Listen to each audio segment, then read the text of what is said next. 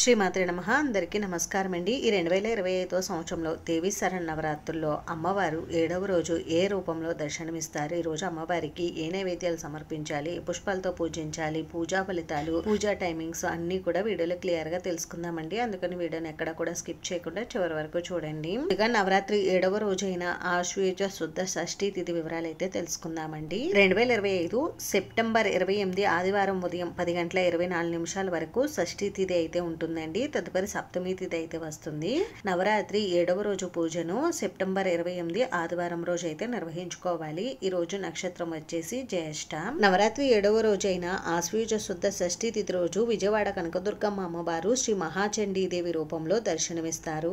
ఈ రోజు అమ్మవారికి పూజ నిర్వహించుకోవడానికి శుభ సమయాలు వచ్చేసి ఉదయం 6:47 నుండి 12 గంటలలోపు మీరు అమ్మవారికి పూజా కార్యక్రమాలు అయితే నిర్వహించుకోవచ్చు. ఇంకా సాయంత్రం పునః పూజను 4:38 నుండి 7:30 లోపు ఆచరించుకోవాలి. ఈ రోజు అమ్మవారికి పసుపు రంగు చీరను అలంకరించి అమ్మవారి శ్లోకాలు, స్తోత్రాలు, అష్టోత్తర శతనామావళి చదువుకుంటూ అమ్మవారిని పసుపు రంగు పుష్పాలతో పూజించాలి. అలాగే అమ్మవారికి కుంకుమార్చన కూడా నిర్వహించుకోవాలి. పసుపు రంగు పుష్పాలు లభించకపోతే మీ దగ్గర ఉన్నటువంటి పుష్పాలతో కానీ అక్షంతలతో కానీ అమ్మకి పూజ నిర్వహించుకోవాలి. అమ్మవారి శ్లోకాలు, స్తోత్రాలు నోటికి చదవడం రాకపోతే ఓం శ్రీ మహాచండీ దేవి నమః అని అనుకుంటూ అమ్మవారికి పూజ నిర్వహించుకోవాలి. పూజ పూర్తయిన తర్వాత అమ్మవారికి ధూపం, దీపం, నైవేద్యం సమర్పించాలి. నైవేద్యంగా ఈ రోజు అమ్మవారికి కట్టె పొంగలిని కానీ, చలిమిడి, వడపప్పు, పానకాన్ని కానీ నివేదించాలి. పూజ అనంతరం సద్బ్రాహ్మణులకు దక్షిణతో కూడినటువంటి స్వయంపాక దానాన్ని దానంగా ఇవ్వాలి. ఈ రోజు అమ్మవారిని ఎవరైతే అత్యంత భక్తి శ్రద్ధలతో నియమ నిష్టలతో పూజిస్తారో వారికి శత్రుపీడ, భీతి తొలగిపోయి ఇంట్లో ఉన్నటువంటి సభ్యులందరూ సంతోషంగా, ఆరోగ్యంగా అయితే ఉంటారు. ఈ రోజు ఏకభుక్తం ఉండాలి. హిందూ పురాణాల ప్రకారం రాక్షసులు ఇంద్రుడి సింహాసనాన్ని లాక్కునే సమయం వచ్చినప్పుడు దేవతలందరూ కలిసి ఒక చోట సమావేశమయ్యి పరమేశ్వరుడు దగ్గరికి వెళ్ళి రాక్షసుల గురించి చెప్తారు. అప్పుడు పరమేశ్వరుడు మాతృదేవతని స్తుతించాలని చెప్తారు. అప్పుడు దేవతలందరూ మాతృదేవతని ఆరాధిస్తారు. అప్పుడు మాతృదేవత అనుగ్రహంతో తల్లి సరస్వతి, లక్ష్మి, మహాకాళి చండీ రూపాన్ని ధరించి రాక్షసులను సంహరిస్తారు. ఈ విధంగా చండీదేవి అమ్మవారు ఆవిర్భవించారు.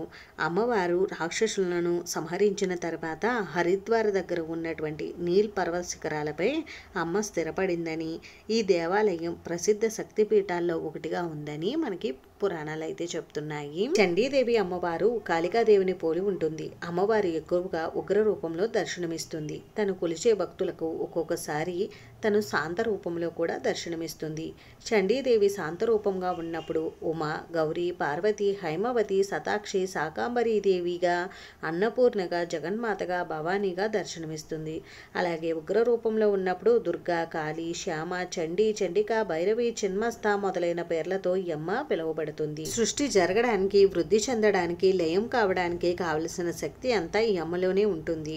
ఆమె ఆదిశక్తిగా, పరాశక్తిగా, జ్ఞానశక్తిగా, ఇచ్ఛాశక్తి, క్రియాశక్తి, కుండలిని శక్తిగా ఉంటుంది. కాబట్టి ఈ అమ్మకి ఇంత ప్రాధాన్యత అయితే ఉంది. లోకాన్ని రక్షించడంలో ఈ అమ్మకి ప్రాధాన్యత కూడా ఉంటుంది. లోక కళ్యాణం కోసం, విశేష కార్యసిద్ధి కోసం, సకల చరాచర జగత్తు సృష్టి స్థితి లయాలకు మూల కారణమైన ఈ జగన్మాతను ఆరాధించడం అనాదిగా వస్తున్న ఒక సంప్రదాయం. ఆదితత్వాన్ని స్త్రీమూర్తిగా భావించి చేసే ప్రకృతి ఉపాసనే శ్రీ విద్యా ఉపాసన. నవరాత్రి పూజల్లో ఈ మహాచండీదేవి ఆరాధన వలన శత్రుపీడ, శత్రుభయం తొలగి అష్టైశ్వర్యాలు, సిరి సంపదలు, సంతోషం, ఆరోగ్యం కలుగుతాయి. అంతేనండి. చూసారు కదా. ఈ వీడియో మీకు నచ్చితే ప్లీజ్ లైక్ చేసి, షేర్ చేసి, సబ్స్క్రైబ్ చేసుకోండి. Thanks for watching.